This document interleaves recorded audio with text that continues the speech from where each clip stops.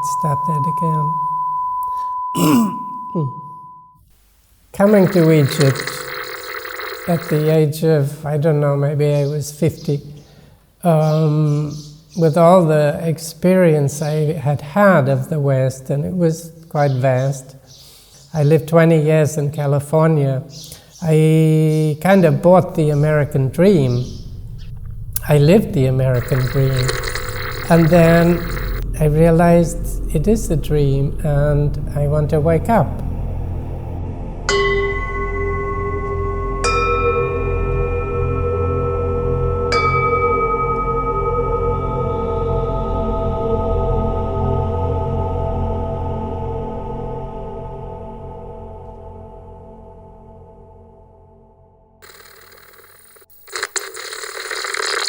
Hope you'll forgive the working environment that we're in. We might be interrupted by people walking by, but we're in the Abreu Gallery in Sacramento right now to interview our artist of the day, which is Brian Flynn.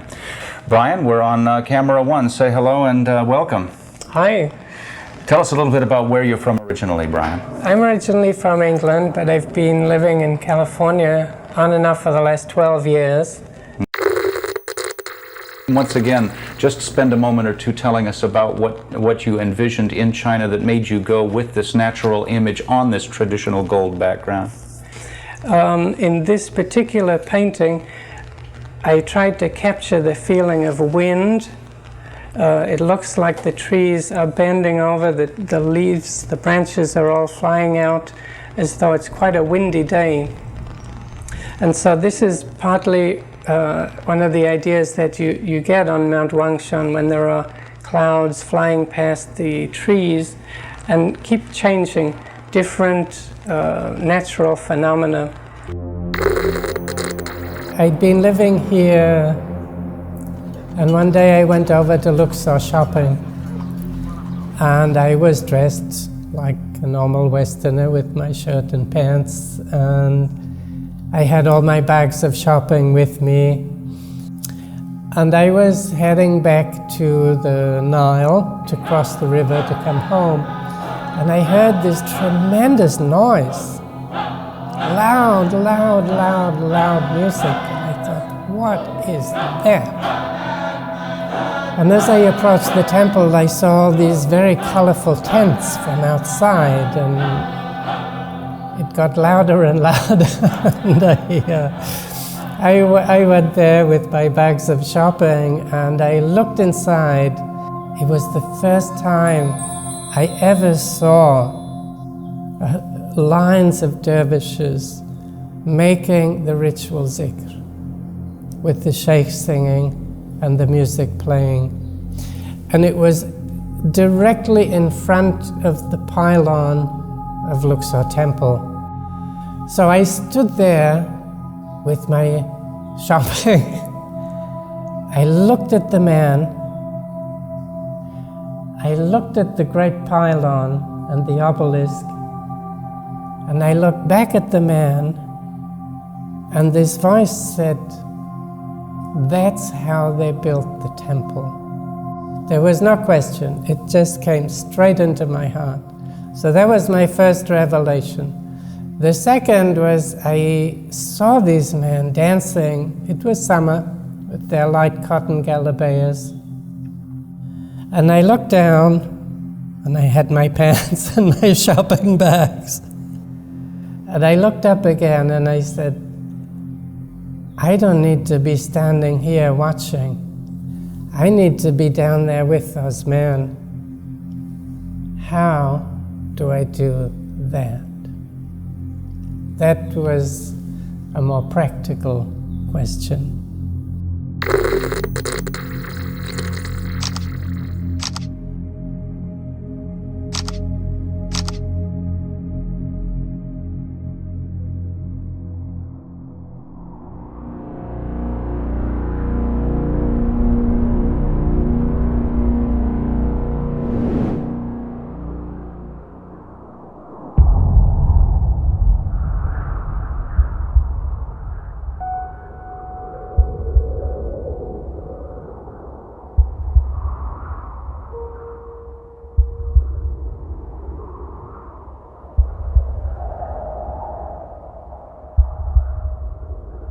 And sitting in the courtyard of that mosque, I was struck by, first of all, by its beauty, of course, and the intelligence of the entrance there.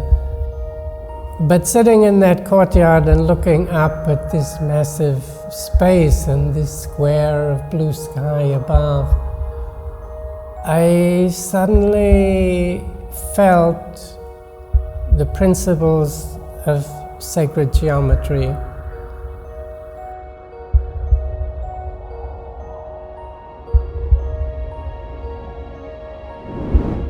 The paintings are inspired by the festivals where you have this overwhelming sensation of love. It's literally the sea of love that engulfs all of the people who are attending, all of the sheikhs and sheikhas and dervishes.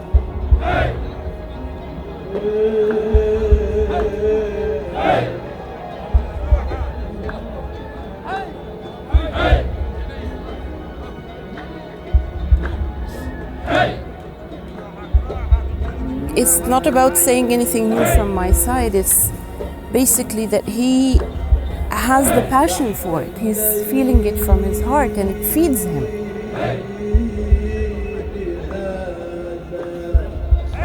What I would like to say more with Brian, if you live with Brian, you see him in many different forms, and each form is interesting.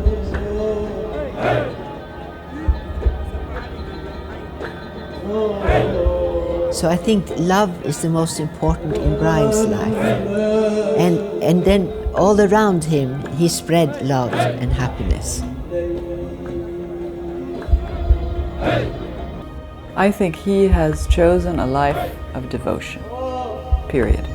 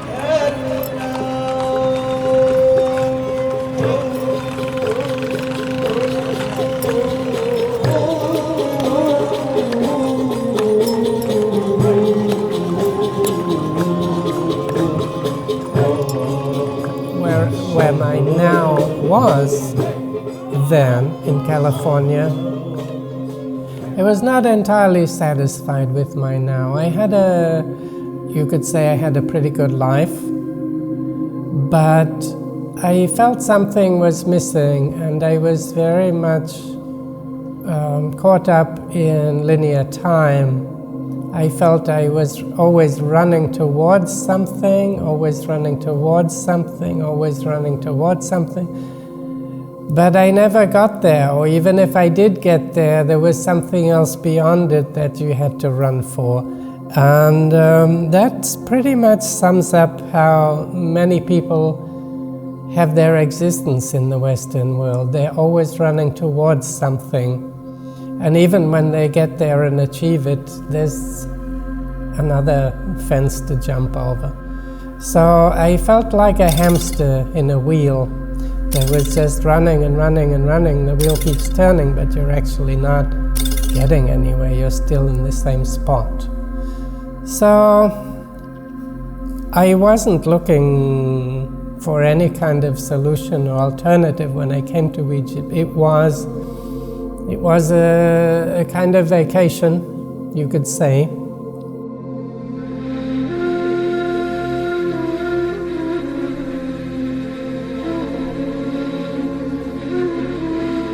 And I knew that the principles used to design and build that courtyard, that mosque, were exactly the same ones that were used to build the king's chamber inside the Great Pyramid. So although the final result is totally different, the principles employed in both were the same. So that, of course, baffles rational mind. It's not something you can understand, but it is something you can comprehend, because comprehension comes from the wisdom of the heart, not from the mind. Definitely. You would see, I would think, all of our full body statues would portray the god, goddess, king, queen, whoever, in a position of leadership with their left foot forward. And that stood for the heart, the side of the heart, and for actually the feminine side, the parasympathetic system, the yin, leading by the way that, you know, doesn't have a limit, doesn't use logic, using your intuition, basically, because logic follows, but logic cannot really reach into the endless and the void. It doesn't know how to do that. It has 3 dimensions and can only plan in this realm.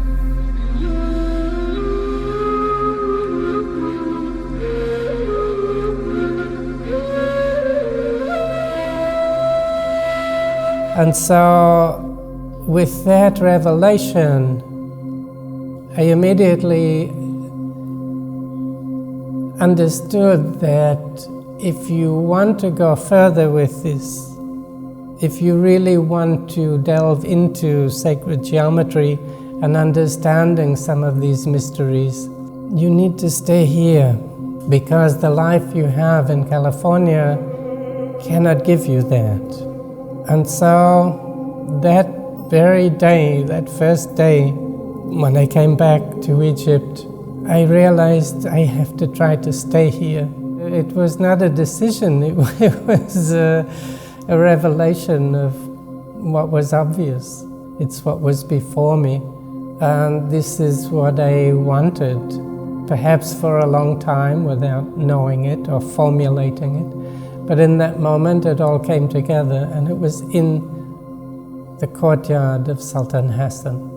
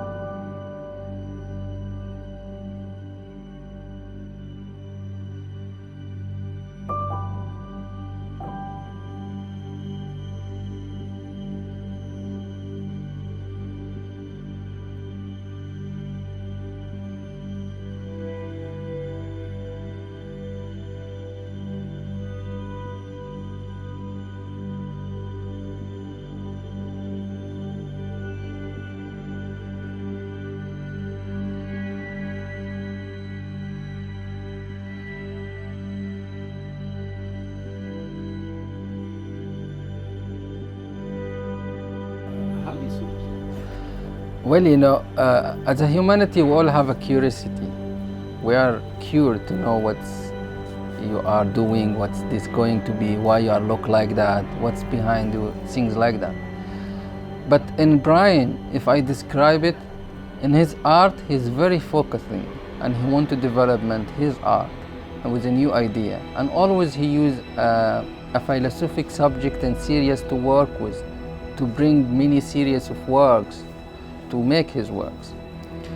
And his reality of life as a European, it's also, he's so Europeans with his friend and the way he do and the way he dress as a Europeans and how he choose everything. And the other something to see him as Upper Egyptians man.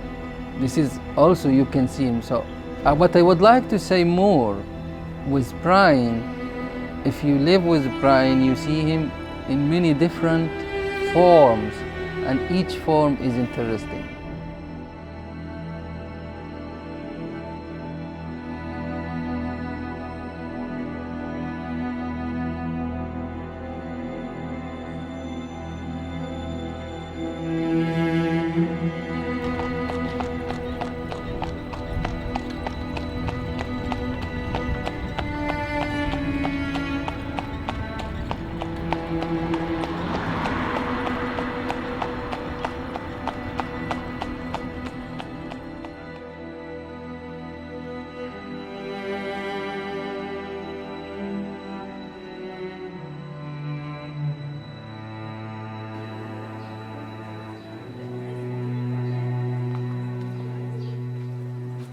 Hi, how are you? Tamam? Nice weather. Great. You have a nice place here, Brian. Yes. Really. Nice place.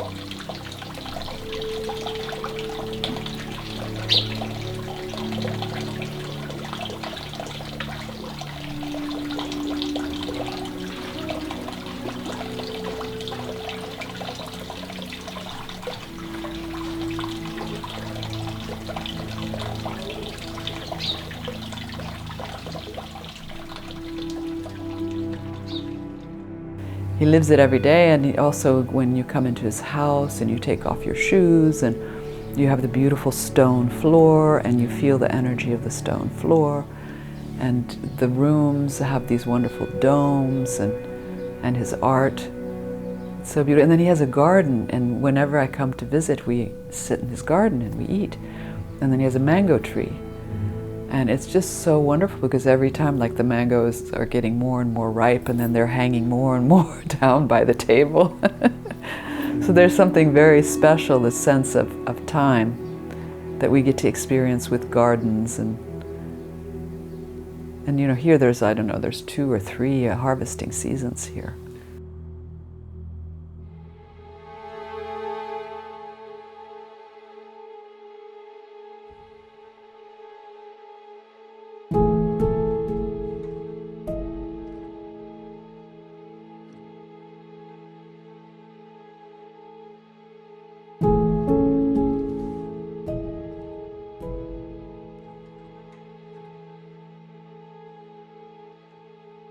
The most interesting thing about an artist is who they are, the process they're going into. He came here, like you said, as a tourist, observing the beauty and the fantastic architecture that's around us, and meeting the souls of the people and the sweetness of the land. And from this, he started taking in the information of what these temples are all about. And when you take the time to go through these temples, you are told stories that you don't read in a book. And these stories are completely recorded in the walls of these temples, not just physically with hieroglyphics, but in the resonance of the shapes and the intention of the hearts of the people who built these temples. And so when you look at ancient Egyptian art from the time of Old Kingdom through to the late period, you can say stylistically it almost didn't change at all. So for thousands of years it remains the same. The same with Chinese art. If you look at Chinese art or pottery, stays the same. And that is the majesty of it, because they're working within a discipline. And the purpose of art is not to make something pretty that you hang on your wall or put on your living room table. It's primarily for the person who created it. So all those treasures of Tutankhamun that people say, oh, they were locked up in his tomb. No, they were not locked up in his tomb. The person or the people who made those things, they gained and still have the complete understanding of what those things are about, whether it's a necklace, a sculpture, a pair of gloves. They created that. We can come and we can either look at it for its aesthetic value, its historic value, or you can go into it energetically and try to share what did the creator of that, what did they experience? And that way you can share in the creation of those works of art.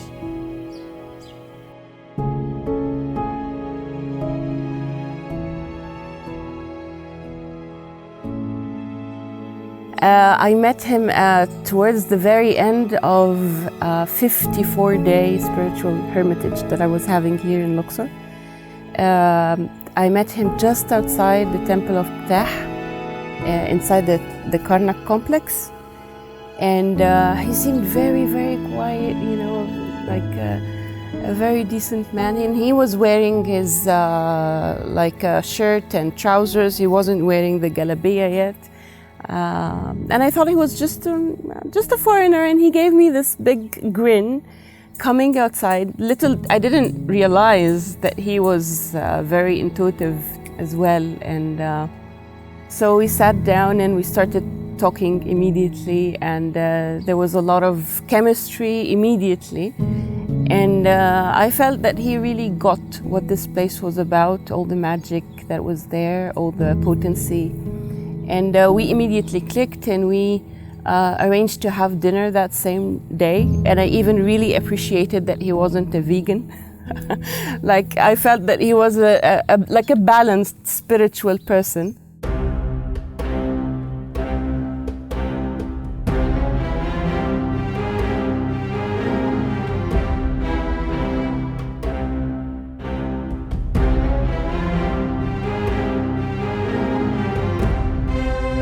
Well,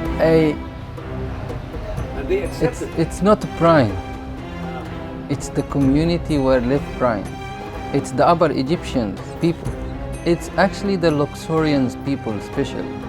But once they realize you are around much, they start seeing you as you are one of them. And what I always say, especially in Upper Egypt and the Saidi, they have this karam. They have this generosity, and they are proud to have it. علاقته مع الناس كويسة، كل البلد كل عارفينه. الناس هتحبه لأنه في حاله. لا خلاص دلوقتي بقى واحد من الناس. ممكن يروح لما مؤاخذة يروح للواجب. لو في حد مات هنا يروح يعزي. ويروح في أفراح يروح الأفراح، في الواجب يروح الواجب يعزي. يعني اعتبره يعني صعيدي. جميلة خالص، بالذات رسومات النوبيان دي. يعني السمرة دي والحاجات جميلة، البشرة بتاعتهم.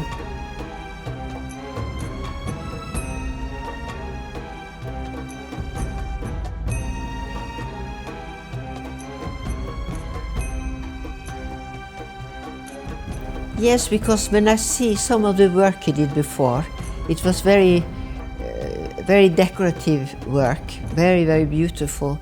But you didn't see any people in them before he came to Egypt. It was from the time he came to Egypt that all these pharaonic figures started coming in. And now he's going into more African people.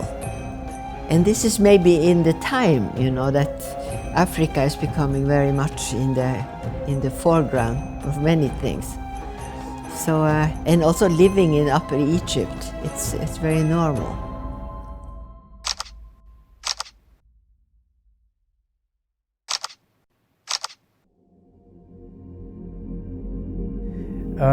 The thing about Egyptian art and any sacred art is that it is multidimensional. So the beauty is a perfectly valid and wonderful dimension of it. But it's one of who knows how many. We don't even have to count them. But it's multidimensional. So its purpose is also multidimensional.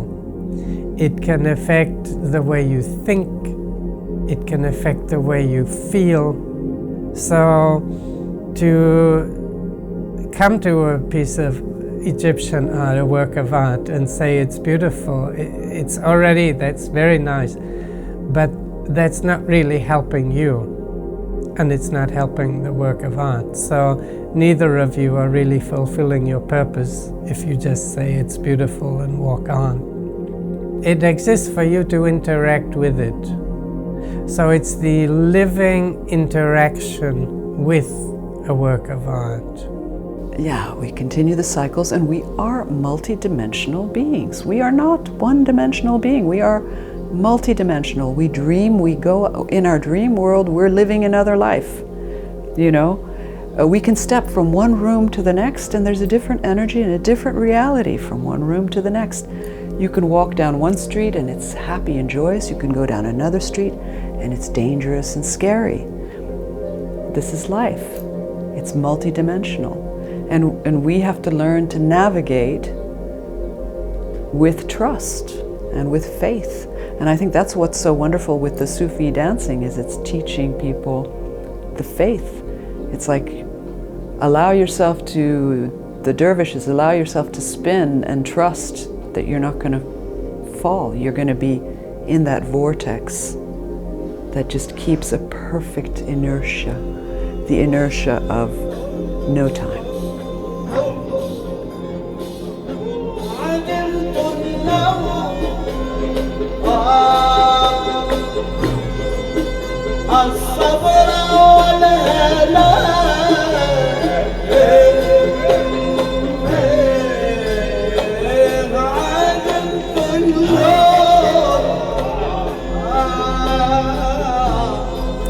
There's a wonderful relief at the back of the temple in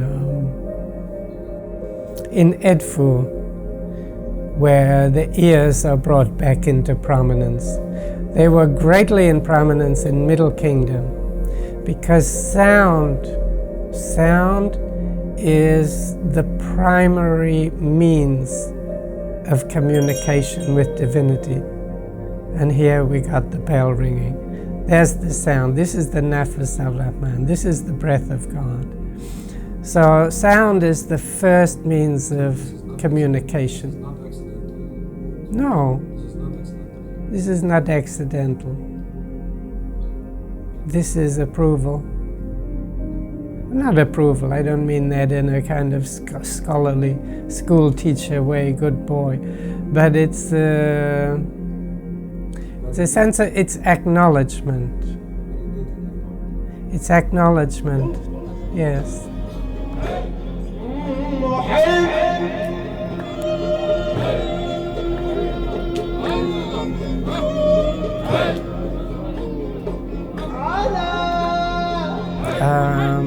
One of the great things in the Sufi teaching is that sound is still of primary importance. And in fact,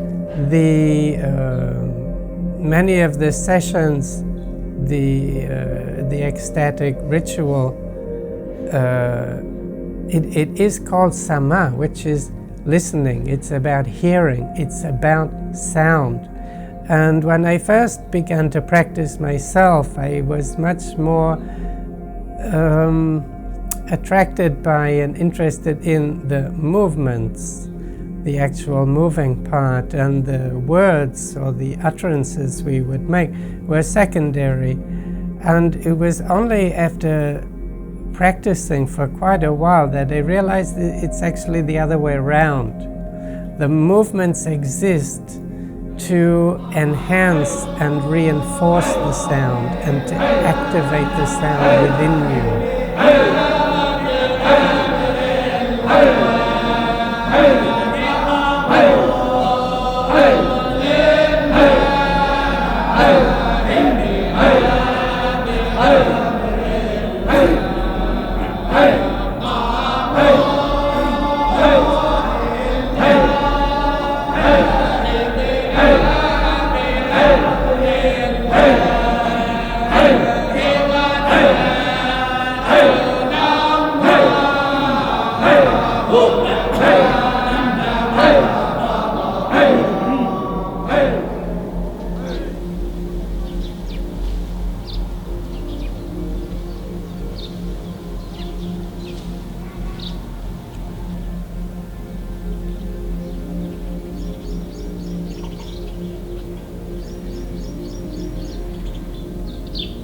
Several years ago, a friend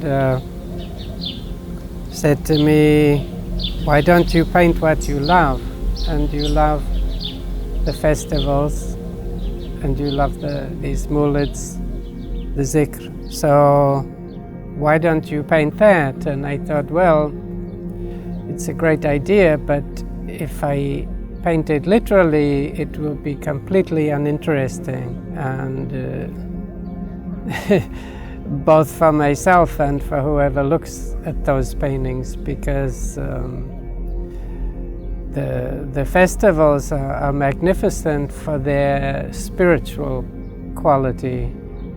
Visually, they can be very stimulating also, but it cannot be translated directly into painting or even film, because it's about experiencing a certain state, a state of consciousness.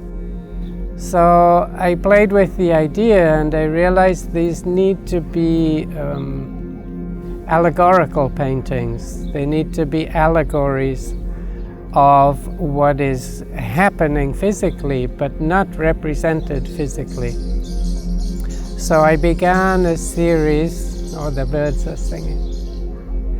I began the series which became the pearl fishers.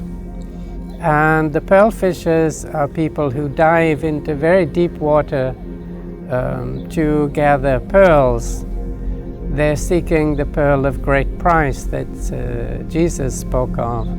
So the pearl fishers are diving for the pearls. They're looking for the treasure, and they bring that back up to the surface.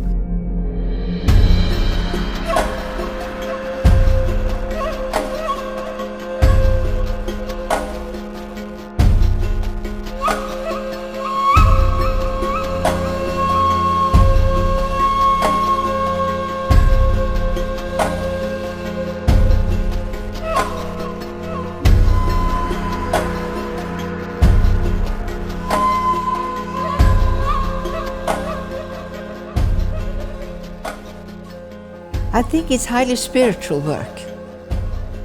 It is, but the repetition of the person, I think, comes from the pharaonic, where you see in the tombs the same figures many times over and over again.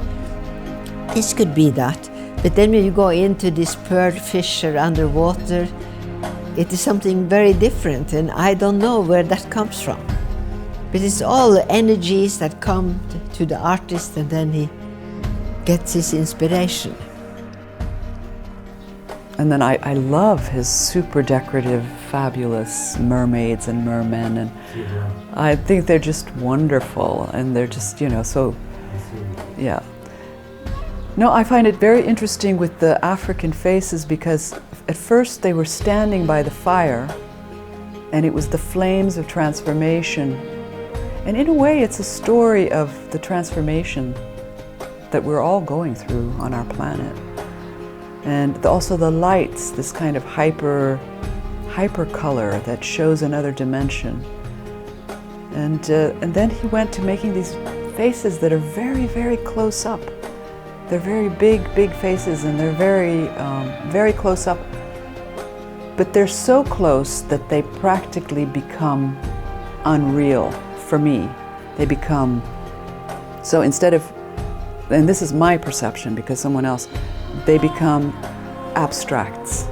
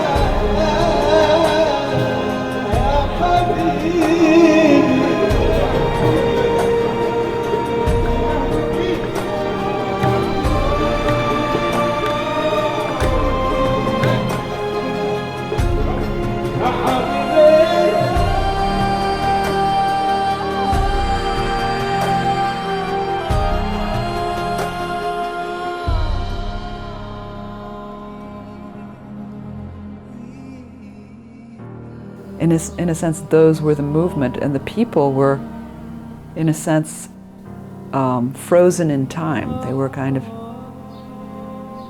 they were like in the midst of the dance or in the midst of the movement. They're then frozen in time. So there's some kind of capturing of that no time.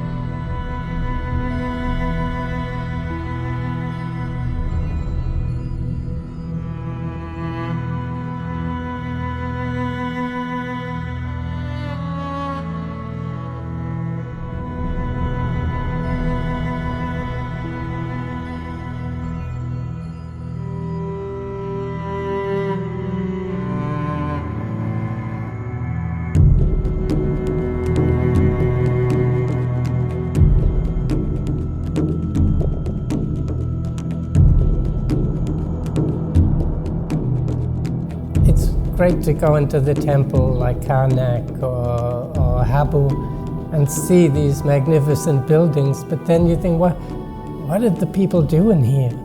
What were they doing? What were they thinking? What was their daily life like? And of course that's vanished. Those people are long gone. And so we kind of bring our own theory to it. We invent things about how they lived. But when I discovered the very strong Sufi tradition that exists here, that completed the picture for me.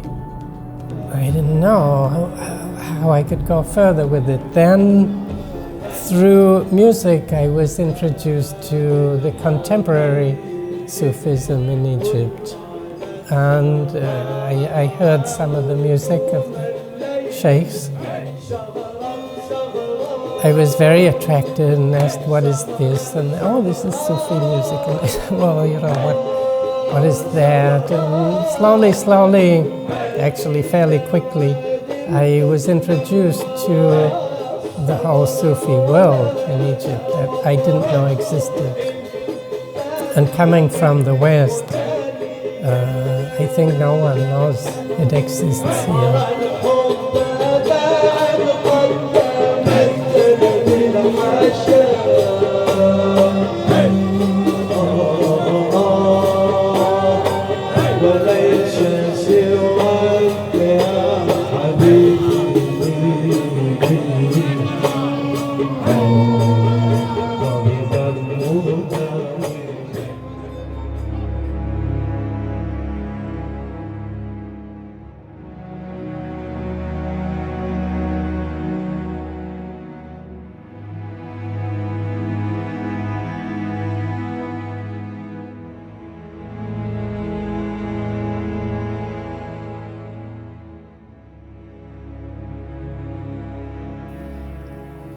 In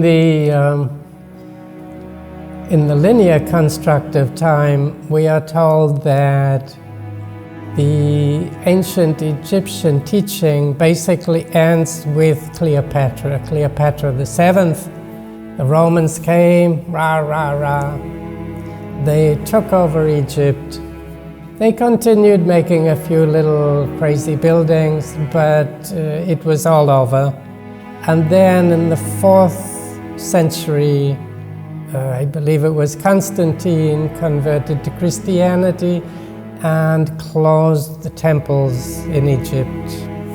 Finished.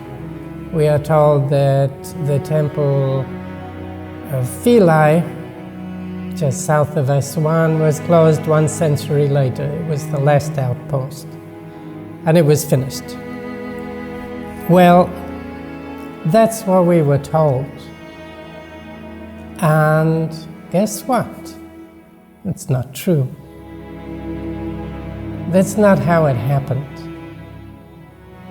When you have a belief system in yourself, already that's something quite hard to change unless you really want to. And even if someone outside, your mother, your father, says, you have to stop that, still you might pretend you stopped, but you will keep it alive. So when you have a strong belief system within yourself, you know that it's not easy to change. It'd be like smoking. When people try to give up smoking, it's not easy, because you have a belief system that wants to smoke. So that's on a personal scale. When you have a teaching that has been so incredible, so profound, so total, for thousands of years, and all the belief systems that make up that entire civilization of ancient Egypt, do you think if the Romans say, okay, stop it now, you think they're going to stop? You think it will just go away because the Romans said stop it now? You cannot stop it. It's unstoppable.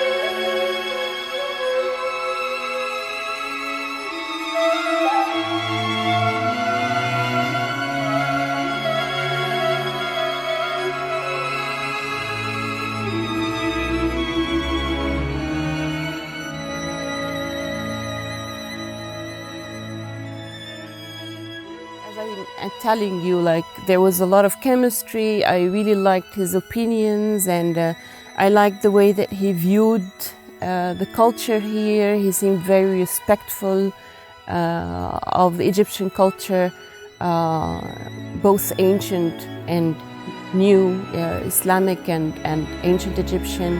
And I really respected this about him, because most at least the people that I know are into differentiating between and separating between religions, you could say. But what I really loved about him is that I immediately understood that he actually believes in the union of everything, and that different times complement each other, and everything has this ability to teach us and help us connect to the secret of the universe more. So this is something from my side that I really liked about him, and I recognized in him right away.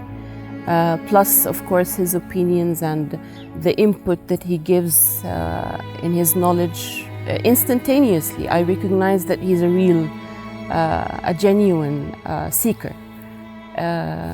Seeker, yes, of the truth, knowledge.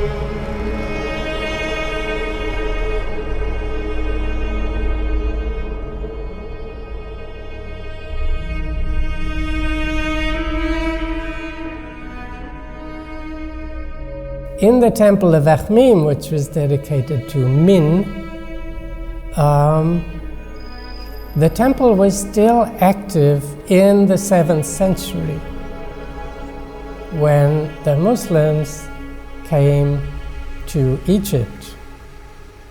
And there was someone in the temple there who was totally familiar with the ancient Egyptian temple teaching, who could still read hieroglyphs, and he became Muslim.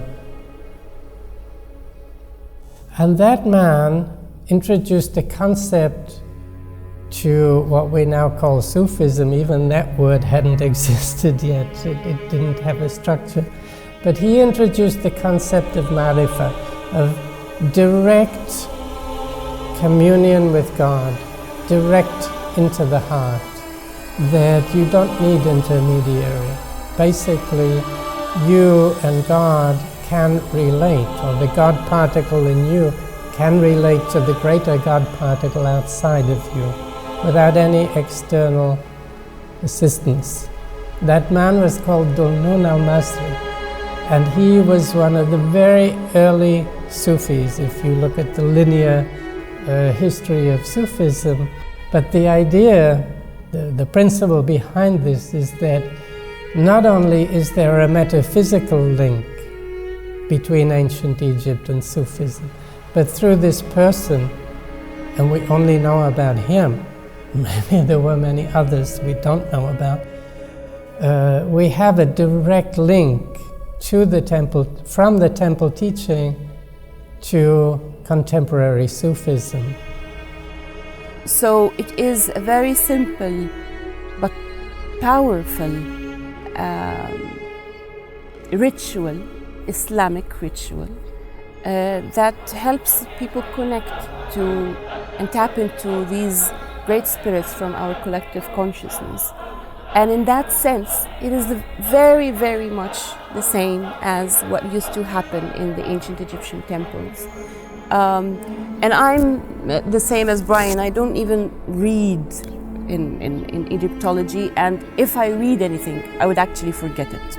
It doesn't stick, because the mind is a great thing, but the mind is here to help us cook a meal or drive a car or learn to write or things like that. But when it comes to the big stuff about understanding what this whole universe is about, or connecting to why you are here, or how do you become the real you, or what is the real you, or, you know, these are infinite questions, and no one soul can do so, not even in like 10 lifetimes or anything. And we can only try and do our best and connect with the heart. And in that sense, it is literally the same. Ancient Egyptian is all about the heart. The ancient Egyptian mysticism or mythology. It's all about the heart. It's all about the heart being weighed on the scales with the feather of Ma'at. And in that sense, it is the same as in Islam and in Sufism, that it's all about the person's heart. And you will find that in all other teachings as well. So in that sense, I very much do agree with him that it's all the same. As an artist, we have to, we have to adventure into different techniques and different ideas, and we have to find out what we are interested in and what we want to communicate. There's a certain point where you get kind of tired of painting, the flower in the garden, or taking things that you see with your own eye. And sometimes there's a progression that goes into the inner eye. And so I think that what he's describing is an elevation of our consciousness. It's an elevation of where we're going. And literally, he sees us vibrating more. There'll be more light shining from inside out. And I think that's what that's what I perceive. I don't know if that's what he's trying to tell me, but this is what I perceive, that there's more light coming from inside and coming out.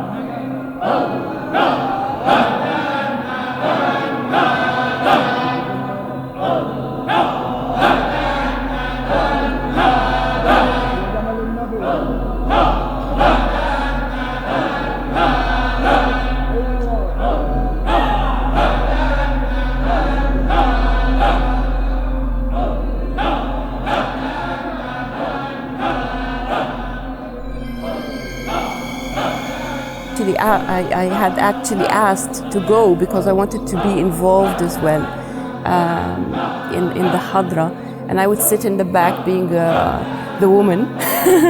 You know, I would be sitting in the back, but they welcome me as well, and this is something I want to mention as well, that they do welcome women guests. As long as we stand in the back, we don't really participate at the front, you know, not to be a distraction. But then I would open my eyes every now and then, and I would see him, it's such a beauty. It's he really does it as it should, and I wouldn't say that the natives don't do that, but some and I would say it is a few that could reach the same or similar. And that's the thing about choosing a path. When you're not born into it, that's the beauty, that this is what happens. It comes from the heart, as I said, not from being programmed into anything, not doing it in order to affiliate with your family or with your community, that you are already in, that they do this, so I will do this as well. But he has chosen this path, and it is probably, I would say, the biggest reason that makes him so magical. And he's in it, again, this is not to generalize that anybody who would choose a path would ace it, no. But he really has followed his heart and has been leading by his heart. And this is why he connects so well. And he left everything behind, and he chose that this is where he wants to live, this is what he wants to do. And I would see it as weird if he would do it just, you know, to socialize or to just say anything. But he's actually doing it for the right reasons. And when you do such a thing for the right reasons, this is the inevitable result.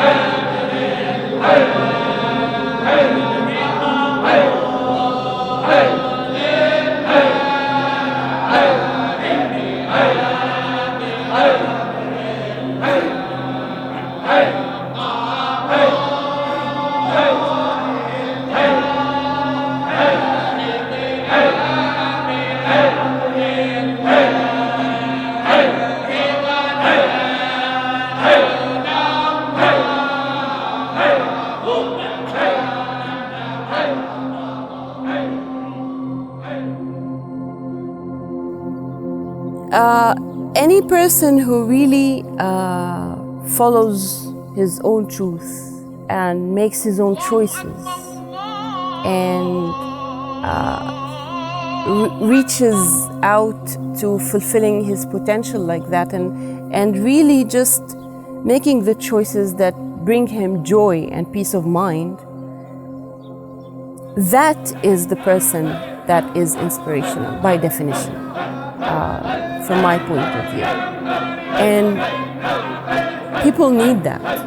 And this is all we need. We don't need people to preach and educate and act like they're from, you know, a superior place or anything.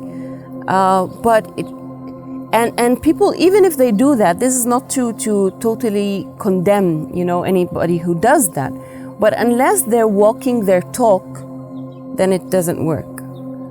And the beauty of Brian and why he is so influential is just that he's teaching by example, basically. This is what I can say.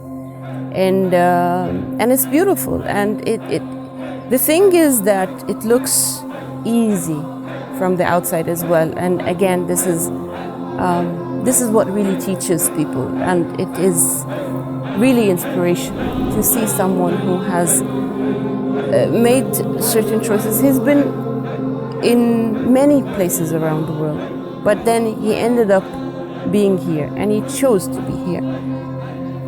And definitely, why wouldn't he? How wouldn't he change people's lives? How wouldn't he be inspirational? Because this is everything that a human being needs to be inspired. You know, follow your dream, follow your heart, do what makes you happy, make your own choices, lead your own life. That's it, you know? Yeah.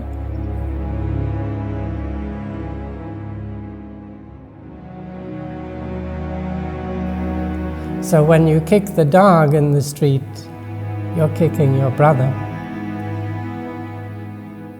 It's like that.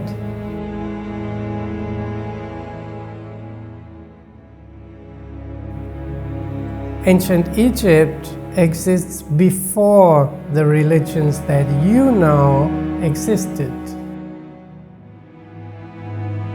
And mainstream anything, sciences don't work with metaphysical ideas. What do you work with? They work with facts. What's wrong with facts?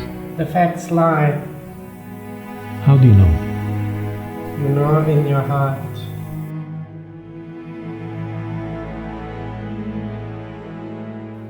Things don't happen to me. I create them myself, and then they occur or don't occur. But I create everything that comes into my reality. I create my own life, just as you create yours.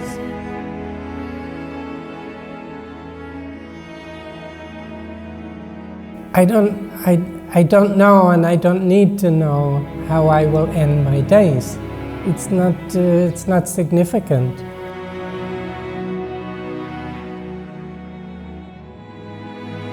But if you can capture the state of love, the state of ecstasy, the state of union with the beloved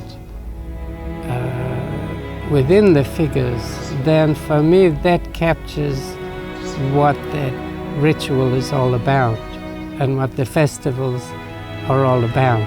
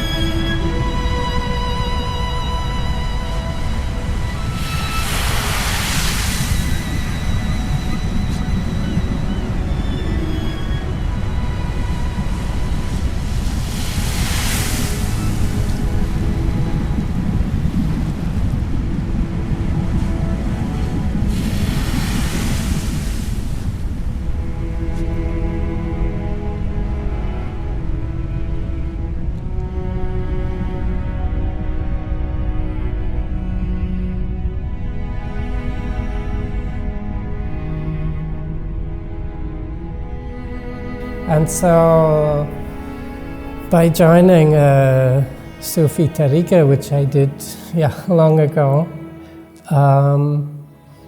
I've been honored actually to participate and be part of this magnificent community that exists here. And it's very strong in Luxor, but the boundaries are unlimited. It goes all over Egypt. So this has been a great blessing. And through the combination of understanding the Sufi teaching, it's opened the window for the hidden or the personal side of the ancient Egyptian teaching. You can read the texts. They're very awkward. If you read these transcriptions of Egyptian texts, you can get a little something, but what are they really talking about? It's not human or human in the way that we can relate to it now. But to breathe that breath of life back into it, that nafas al-Rahman, to bring the life back into it, you need a living teaching. And that teaching is still alive here now.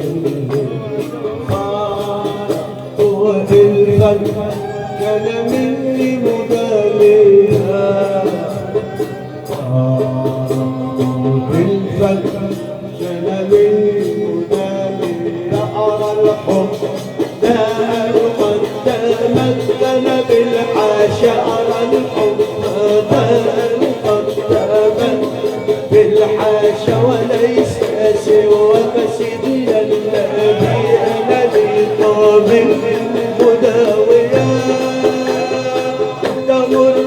الليالي والدهور ولم أرى